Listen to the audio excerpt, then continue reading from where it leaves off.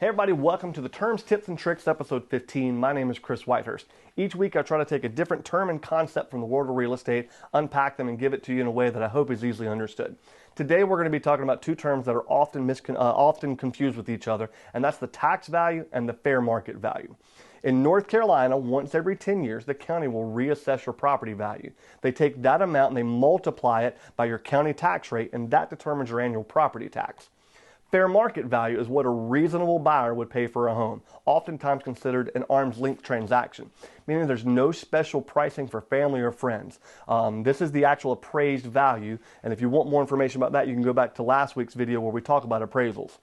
The tax value is only changing once every 10 years.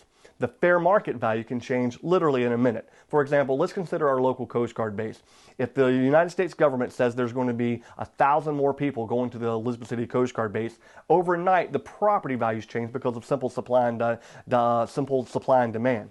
Think of a large metro area, a large firm deciding that they're going to close up shop and move out. Almost overnight the property values may plummet because there's just supply and demand issues.